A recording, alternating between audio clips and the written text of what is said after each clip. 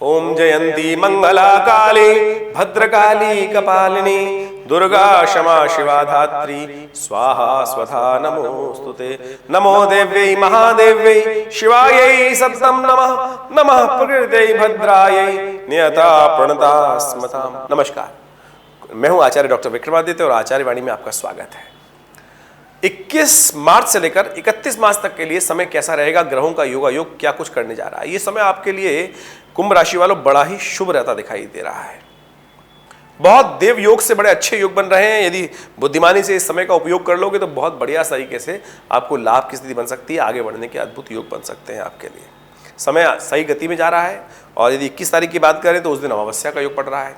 ऐसे में अपने पितरों को प्रसन्न करने का आपको प्रयास करना चाहिए। ग्रह तो अच्छे बने हुए हैं और बड़े सुंदर तरीके से आपके मन में अच्छी बातें उदय होंगी और आप बढ़िया तरीके से काम करते दिखाई दे रहे हैं। केवल थोड़ा आलस्य को त्याग कर काम करने की जरूरत है। आलस्य को त्याग कर तुरंत काम पे लगें और बहुत बढ़िया जो अभी आप मन में विचार कर रहे हैं उस पर तुरंत काम करने की जरूरत है। विचार बहुत ज़्यादा नहीं, कोशिश करें अपने दायरे को ऐसा करने का प्रयास करें जो आपकी सीमाओं में काम है उनको तुरंत एनकैश करने का आपको प्रयास करना चाहिए। विचारों को बहुत ज़्यादा भागने ना दें। इस समय को आपको केंद्रीकरण करते हुए काम करने का प्रयास करना चाहिए। चंद्रमा की स्थिति बड़ी अच्छी है। 11:58 पर चंद्रमा परिवर्तित होकर आपके द्वितीय भाव में जा रहे हैं और वो बड़ा सुंदर योग बनाने वाले हैं। बृहस्पति के साथ गजकेसरी योग बनाने वाले हैं। धन के आगमन का सुंदर सूचना उत्पन्न हो सकती है। आपको केवल अपने आप में अंदर पॉजिटिविटी रखते हुए काम करना है। नेगेटिविटी, अपने विचारों में नेगेटिव भाव ना लाएं और पॉजिटिव होते हुए काम करें तो बहुत सुंदर तरीके से आप इन 2-3 दिनों में बड़ा लाभ का काम कर सकते हैं। धन के आगमन के योग बन सकते हैं। सोर्सेज बड़े ठीक है, मशीन बिल्कुल ठीक है, उसको चलाने की आवश्यकता है। और आप कोशिश करें, अमावस्या का दिन पड़ रहा है तो अपने पितरों के निमित्त थोड़ा दान पुण्य करें, ब्राह्मणों को भोजन कराएं, गौ सेवा करें तो आप बड़ा लाभ प्राप्त करने के योग बन सकते हैं।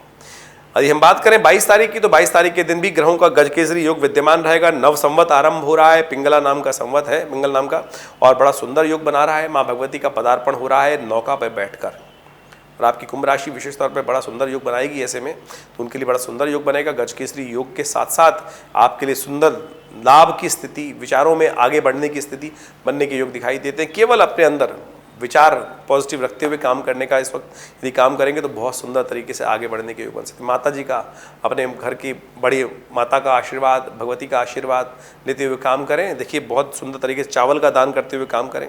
इस दिन बड़ा सुंदर योग है क्योंकि नवरात्र आरंभ हो रहे हैं, बुधवार का दिन है, तो आप कोशिश करें सुंदर घर में कलश स्थापना, माँ भगवती की स्थापना करें और उनका सुंदर तरीके से पूजन करें। पिंडात्मक तौर पे माँ भगवती का श्री विग्रह घर में लाकर उनका पंचोपचार षोडशोपचार पूजन करें।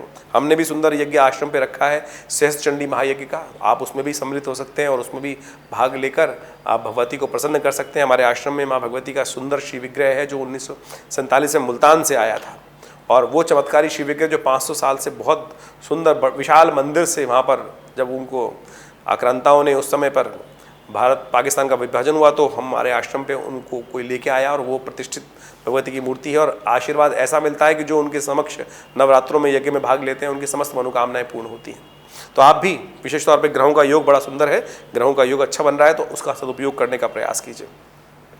उसके बाद चंद्रमाओं की स्थिति, ग्रहों का परिवर्तन होगा। 23 तारीख को चंद्रमा का ग्रहों का परिवर्तन जो है वो विशेष तौर पर मेष राशि पर होगा दोपहर को 2:11 पर। वो भी आपके लिए बड़ा अच्छा है। अदम्य उत्साह, प्रकाश, विश्वास का उदय आपके अंदर करते हुए काम करने का आपको प्रयास करना चाहिए। आपके लिए सुंदर द्वितीया तिथि है। उस दिन शाम को चंद्र दर्शन करते हुए यदि आप काम कर लें, थोड़ा सा भगवान का चंद्र दर्शन कर भगवान शिव का आशीर्वाद ले लें तो बहुत सुंदर तरीके से आपके आने वाले कष्ट भी दूर हो सकते हैं।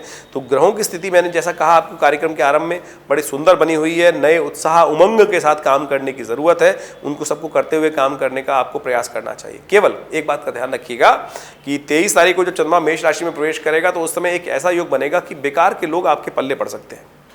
कुछ ऐसे काम करवा सकते हैं लोग कि भैया चलो आप मेरा ये कर दो, ऐसा कर दो, ऐसा कर दो। तो जिनसे ऐसे लोग जो बेकार के हैं, आपके किसी काम में आने वाले नहीं हैं, बहुत ज़्यादा धर्मात्मा बनकर उनके पीछे टाइम बर्बाद मत कीजिएगा, अन्यथा टाइम बर्बाद होने के योग बन सकते हैं। अपने सही समय को यूटिलाइज करने का आपको प्रयास करना चाहिए। 24 और 25 में भी इसी प्रकार के ग्रहों के योगा योग दिखाई देते हैं और साथ साथ आगे बढ़ने की आपकी स्थिति अच्छी रहेगी। और ग्रह दिखा रहे हैं कि जिस प्रकार से चंद्रमा का शुभ योग आपके शुक्र के साथ बनता दिखाई दे रहा है वो बड़ा अच्छा रहेगा और आपको विशेष तौर पर आपके जीवन साथी से भी विशेष लाभ प्राप्त हो सकता है जो लोग अच्छे हैं। और संतान का थोड़ा स्वास्थ्य का ध्यान रखने का आपको प्रयास करना चाहिए। कुंभ राशि के संबंध में यदि बात कर रहे हैं हम अभी जो बता रहे हैं, 25 तारीख को वृषभ राशि में चंद्रमा प्रवेश करेंगे। वृषभ राशि में चंद्रमा प्रवेश करने के साथ साथ सुख का पदार्पण आपके जीवन में करते दिखाई दे रहे हैं, लेकिन थोड़ा स्वास्थ्य का ध्यान रखने की जरूरत है। पेट संबंधित रोग ना परेशान करें, इसके लिए खान पान का बिल्कुल सात्विकता के साथ ध्यान रखें। थोड़ा अपने अंदर एक बात का ध्यान रखिएगा, गुस्सा ना आए। अननेसेसरी की नेगेटिव विचार जो हैं तो वो आपको कष्ट में दे सकते हैं, तो उनको ठीक रखते हुए काम करने का आपको प्रयास करना चाहिए। 25 तारीख के दिन बड़ा, जिस तब वृषभ में चंद्रमा शाम को 7:28 पर प्रवेश करेंगे, उस दिन विशेष तौर पे चतुर्थी तिथि है, माँ कुष्मांडा का ध्यान आपको करते हुए काम करना चाहिए। और सूखा हुआ जो सूखा पेठा होता है, जो विशेष तौर पे आगरा का पेठा कहा जाता है, वो भगवती को उसको भोग लगाना चाहिए। पेठे की बनी हुई मिठाई भगवती को अर्पित करना चाहिए। और साथ साथ एक काम और करना चाहिए, कुष्मांड जो सीताफल होता है उसको उसकी बलि प्रदान करनी चाहिए। ये टोटका है कि उस दिन कुष्मांड की बलि प्रदान करने से कहा जाता है कि आपके आने वाले समय में बहुत सारे कष्ट होते हैं, वो दूर हो जाते हैं। उस कुष्मांड को कहीं ले जाकर माँ भगवती के समक्ष रख दें और या किसी गरीब आदमी का दान कर दें तो बड़ा शुभ योग बनेगा आपके लिए। कष्टात्मक नवरात्र चल रहे हैं, ऐसे में इस समय का सदुपयोग आपको अवश्य करने का प्रयास करना चाहिए। 26 तारीख के जो उदय सूर्य तारीख होगा, 26 तारीख को ग्रहों का योग दिखा रहा है कि आपके लिए कुछ नया जीवन में उत्साह के साथ काम होता दिखाई दे रहा है।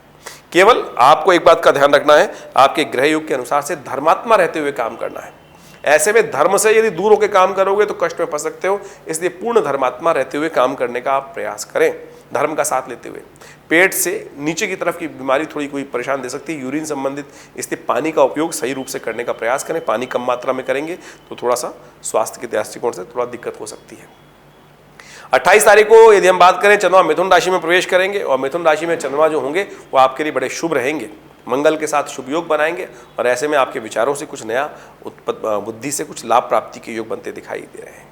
और उस दिन विशेष तौर पर सप्तमी है, भगवती कालरात्रि का स्तवन करें। आपके जो नेगेटिव विचार हैं उनसे दूरी प्राप्त करने के निमित्त, देखिए विचार भी हमारे कई बार शत्रु हो जाते हैं, उन विचारों को हटाने के लिए माँ भगवती का स्तवन किया जाता है, उनका पूजन करके आप लाभ लेने के योग बन सकते हैं। ऐसे में भगवत नवरात्र चल रहे हैं, उनका सदुपयोग आपको अवश्य करने का प्रयास करना चाहिए।